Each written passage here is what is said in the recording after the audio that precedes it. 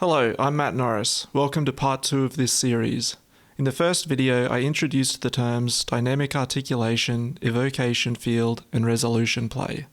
How that, by having some regions in the painting where the level of detail rendered drops off, a new space can exist with its own forms of visual storytelling devices. In this episode, I will show my first painting experiment with some special focus on my underpainting process. So the typical approach that I use to begin a composition is to start with an oil coat, here a mixture of raw umber and linseed oil, somewhat evenly spread over the surface. Into this I then print with a paper towel or napkin a bunch of chaotic forms over the surface. Now the idea here is to use my imagination to discern some possibly useful initial parts of a composition.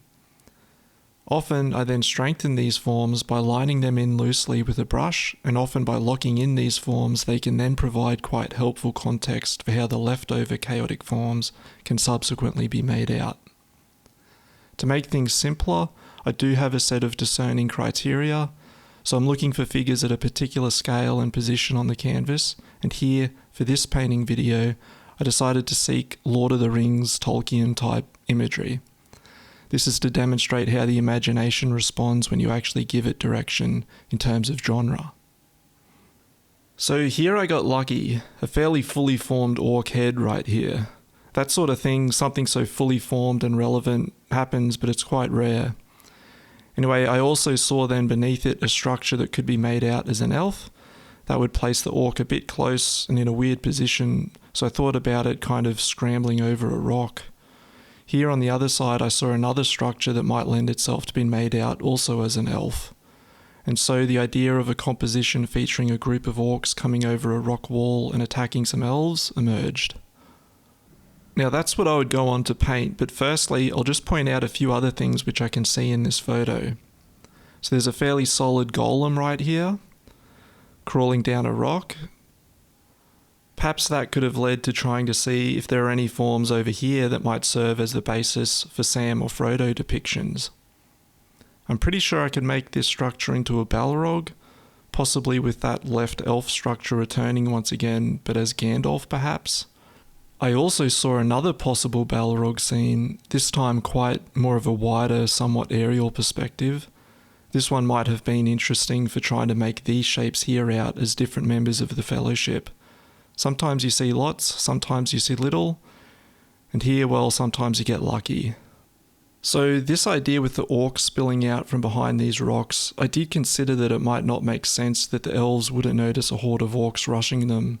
So, and I might be drifting from a Tolkien type feel here, I decided to have dead leaves all about the feet of the elves, and the orcs wearing pillows on their feet, as though they had hatched some scheme to avoid detection that way.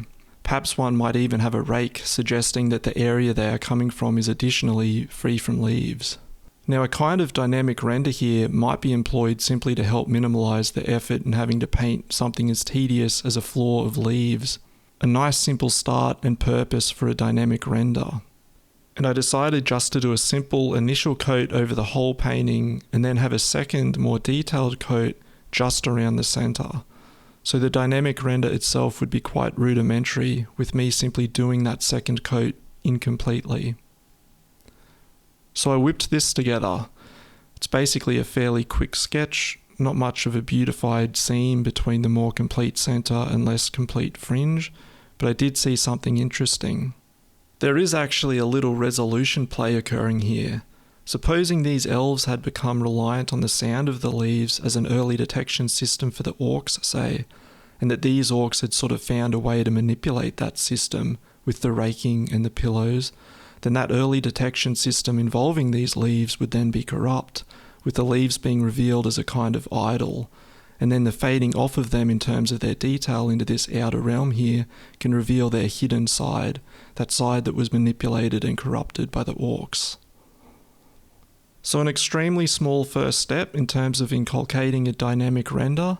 Interesting though that just where I did have a falling off of detail, I did end up with an emergent resolution play opportunity. Thank you for watching the video. Don't forget to like, share and subscribe.